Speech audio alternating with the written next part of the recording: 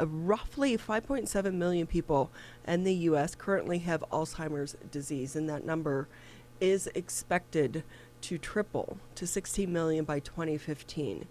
And this is such a hard time for so many families that are struggling to care for their loved ones during a pandemic, who maybe they are also suffering from dementia and Alzheimer's, but also for the individuals as well, because isolation is very much a true issue right now for so many family members who are trying to figure out new ways to care for their loved ones during this time. Let's bring in Jennifer Lepard. She is the CEO of Alzheimer's Association Michigan chapter to join us on the Oakland County Megacast. Thank you for being with us. Thank you so much for having me today. What a tough job you have right now. How do you find pieces of the day to lift your heart and your soul? Well, I'll have to say it's a little hard to follow a conversation about food so close to lunch. But I'll give you a great example. Right now, on my other computer in here, we've got 450 caregivers that are participating in a conference right now about caregiving, both professionally and as family caregivers, and just all the support they're providing each other, and all that they're willing to share to help people through this is one of those uplifting things. And, they really are superheroes. And for those out there who don't know, November is both National Alzheimer's Awareness Month as well as National Family Caregivers Month. So if you know anyone suffering from Alzheimer's or a caregiver, please take a moment to extend your gratitude to all of them. And how has it been for your organization and the caregivers during COVID-19 when right now the whole world is trying to isolate from one another? It has been hard. I'm sure. So let me just go back briefly. You had mentioned how many people are living with Alzheimer's right here in Michigan. It's 190,000 people. We estimate that for each person living with Alzheimer's, we have 3 to 4 caregivers. So we're talking a large number of caregivers who are dealing with this. And you're right, back in March, we all went home. Most of us transitioned to working at home, transitioned to being away from family and friends.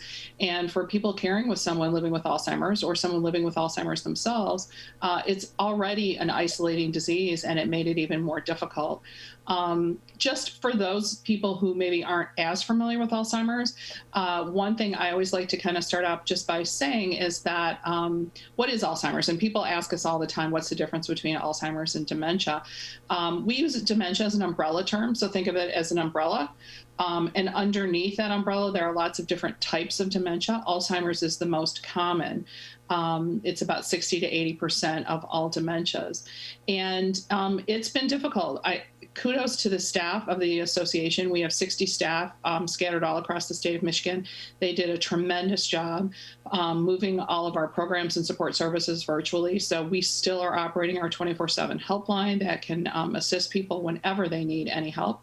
We have education programs, we have support groups. Like I just mentioned, we have the conference going on right now. So we have done just a great job. And again, kudos to the staff in really making that transition and connecting with everyone that we were serving and saying, how best can we support you during this time? But I know that many of your listeners are well aware of the challenges that assisted living facilities and nursing homes have undergone during this time as well. Not being able to have family members come in and visit, to make sure that the disease is kept in check. And that's put a special strain on people living with this disease. One of the interesting things that is being studied now, and there's going to be obviously studies on the impact of COVID for years to come, but right now a new study has just come out estimating that 31,000 more people than normal in the first 9 months of a year have died this year, people living with Alzheimer's, 1,000 right here in Michigan. And there's going to be lots more studies about that, but it is certainly showing that the impacts of COVID are severe, not only in caregiving, but also in the mortality of people living with this disease. So if I'm concerned about my loved one, and we are also living in this time of isolation, but are there signs I should be looking for? Because I believe I saw something and read something that said some of the signs start appearing 5, 10, 15 years prior. Yeah, it's amazing the number of people that you talk to that once there is a diagnosis, they'll say, my husband was a little off starting a couple of years ago, or now that I look back, I think there were earlier signs. So there are definitely things you can look for. Obviously, the most common thing that I think people are familiar with is memory loss. I actually have a relative right now that is facing some challenges, and memory loss really wasn't the first thing for him. And this is one thing that is a misnomer. It's not always memory. Sometimes the first thing that you see as a challenge is executive functioning. And that's when we talk about the brain and their ability to process information and make complex decisions. Sometimes the easiest way to see that initially is something as simple as paying the household bills. Sometimes the first symptom will be that the person who's been doing this for 30 or 40 years starts to lose a little control over that. Maybe they miss some payments, maybe they double pay some things, but it's really that ability to process that complex information. And sometimes that is the first sign. So and with different kinds of dementia, some first signs are really more behavioral oriented. Frontal temporal dementia, which is a form of dementia that attacks the front part of the brain, is kind of where your inhibitions are, where your judgment is. And so sometimes people will start speaking in a way that maybe isn't really, doesn't really go with their personality. Maybe they're a little bit more outspoken. They've lost a little inhibition. They are starting to act out a little bit. So really, anytime someone is exhibiting behaviors that really are outside the scope of what they normally function, it's a good time to talk to your primary care physician about that. Jennifer Lepard with us on the Oakland County Megacast, joining us today on the program. She is the CEO of the Alzheimer's Association Michigan chapter, joining us on the program. So what are those first steps that people should take with their loved one today? If they're noticing these symptoms, if they believe that their loved one may potentially have Alzheimer's, to be able to get tested, get treatment, and undergo what needs to be undergone in order to figure out where to go and what treatment needs to be had, especially during a pandemic? Yeah, so really your best course of action, initially, you can always reach out to us, but really the best course of action is to go to your primary care physician and really express some of these concerns. And just note kind of what the behavior is.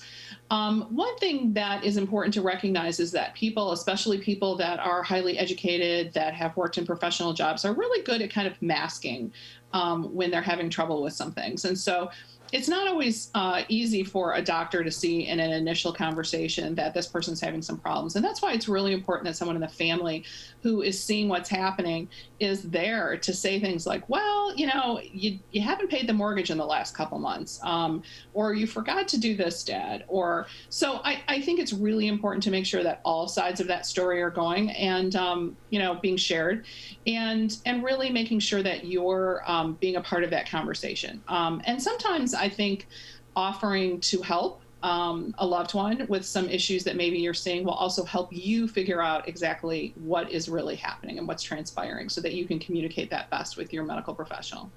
And I know sometimes those can be difficult decisions and conversations to have, but they definitely need to be made, because how much is early intervention play in trying to navigate a long-term outcome for your loved ones?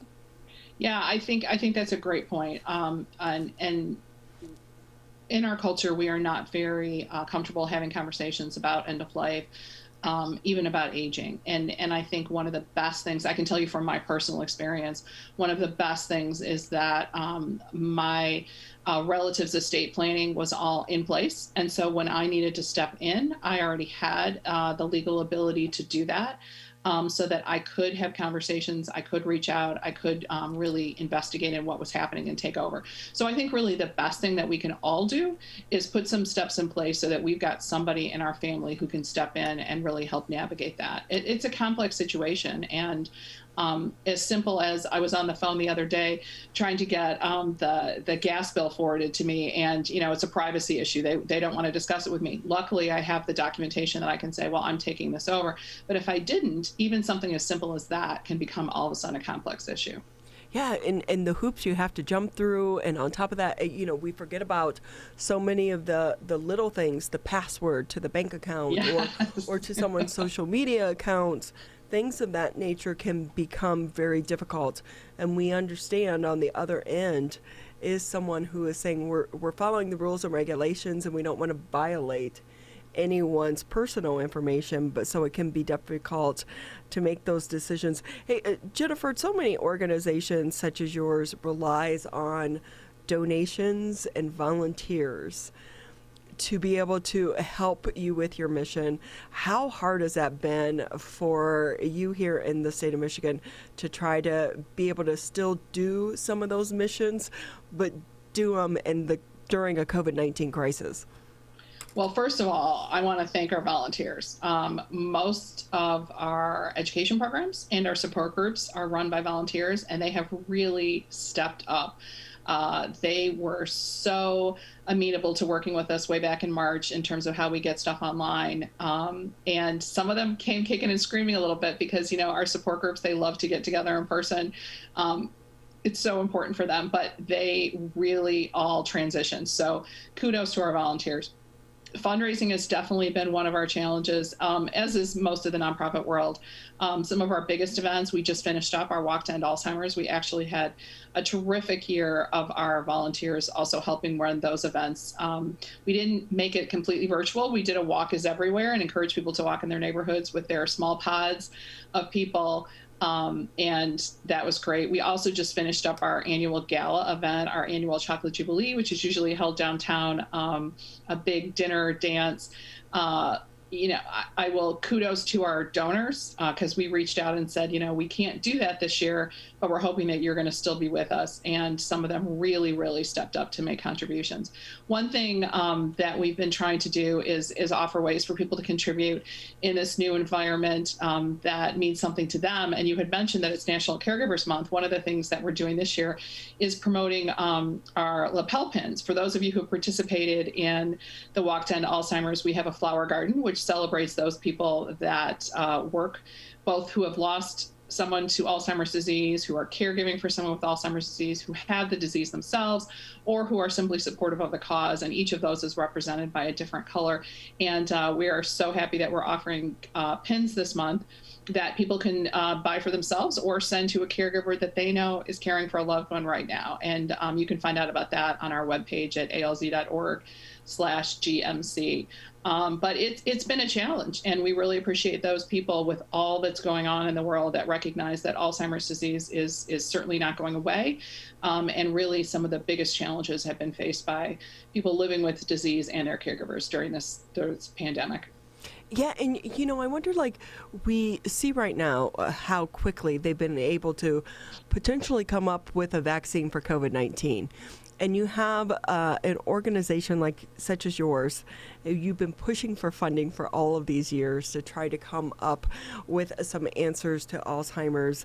And to see it happen so quickly on COVID-19, do you wish there was a little bit more of that attention made to your issue as well? Or does it give you hope say that, hey, maybe if they can do that in this time frame, maybe there is hope that there is an answer around the corner? Well, it is a great question. One thing I do like to remind people is that Alzheimer's is relatively a new disease. It was discovered and named by Dr. Alois Alzheimer's, who gave us a challenge to our spelling for the rest of eternity, but only at the beginning of the 20th century in the early 1900s. So it's relatively new. The other thing I'll point out is that one of the biggest things that we do as an association is push for research. I've been with the association for 7 years. And when I got here, the NIH invested $500 million a year in Alzheimer's research. We are now over $2 billion a year. And that is because of the work of our volunteers and advocating. We know all of our elected officials very, very well, and we communicate with them regularly and push. We are still, there was less money invested in researching this disease than HIV/AIDS, than cancer, than heart disease. We are in no way advocating that any money should be taken away from those causes. But our point is that the more we can invest in research, the more progress that we can make. And that's why some of those other diseases we think are making progress, because they've got more money. So we will never stop advocating for more investment of research. But I do like to remind people too, the brain is a very, very complex organ. And I think that one of the things that even in the last just 3 and 4 years that I've been here talking to our researchers, even just the difference between frontal temporal dementia, Alzheimer's disease. Is there a difference? Do most people have a clear one disease, or is there really mixed dementias? And so really studying the brain and how it works is very, very complex. And a credit to all the researchers that I get to talk to on a regular basis that are doing a tremendous job. And, one of the best ways that people can help is simply to become an advocate and join our army of people who we ask to communicate with their elected officials and press this disease. We were really happy on Saturday when the president-elect specifically mentioned Alzheimer's disease as something that needs to be focused on. But that's a simple way that you and the public can join us, is simply to be an advocate and help communicate with our elected officials and keep really the foot on the gas. Yeah, what's so hard is I think so many people don't really get involved until a loved one is impacted. And at that time, it's devastating to watch a loved one go through this disease, and that can be long-term as well. But when should someone make a decision? Because one thing we all know about our parents, they do not like change. So many of them, especially if they're still living on their own, and you're trying to make that decision to whether or not you move them out of their home into a nursing care facility, or even to move them into a family member's home. That can be very hard. And at the end of the day, they're also adults. And so when you get that pushback, what advice do you give to people to have that conversation with their loved ones to try to make that transition, and knowing it's for their better long-term health? I'm smiling only because I have been living this the last couple of months. So a couple things. We do have care counselors on our team that are really eager and happy to have individual conversations with you as a potential loved one about how to handle a situation. We've even mediated in some family discussions. One of the challenges in our modern world is a lot of times we have maybe, for example, I have 2 siblings, but I'm the only adult child that lives close by. And sometimes people that live further away have a little different perception of what's going on and what's needed. And we've even gotten the whole family on the phone and said, okay, let's talk about what's happening and what decisions need to be made. So we are very happy to help you with that. Through our care counselors located in our Michigan offices, or through the 24/7 helpline. But I think the biggest challenge is that, and this is really so influenced by my personal experiences in the last couple months, you need to be brave, because what you need to remember is that what you're doing is for the best interest of the person that you care about. And you really just need to be strong and forceful. You need to bring in some outsiders if they can be helpful, whether it be somebody like the Alzheimer's Association or the primary care physician that can also help and say, look, this is what we think is happening, and this is how we think we can help you. We're not trying to take away your independence. We're not trying to take away your ability to live on your own. But in order for you to do that, we need to provide some supports, and we need to put some things in place to make sure that it is safe for everybody. And so it is hard. But I think going into it, knowing it's going to be hard is helpful, and knowing that ultimately you are advocating for the best for that person, and really just to keep your eye on that ball. Well, so many families are so lucky to have your organization and your volunteers and counselors there to help them navigate this world right now. Quickly, before we let you go, how can people find out more information? Sure. So 1-800-272-3900 is our 1-800 number. It's staffed 24/7. And you can also find us at alz.org/GMC for Greater Michigan Chapter. And we are happy to help you get you hooked up with a support group, get you hooked up with an education program, anything we can do, set you up with a care counselor to have a conversation. But please do reach out. It can be an isolating disease. It can be hard to know where to go. And we are so happy to help you point you in the right direction. And a lot of times that does help if you can navigate these chartered waters with someone else going through the same thing. Jennifer Lepard with us here on the Oakland County MegaCast. She is the CEO for the Alzheimer's Association Michigan chapter.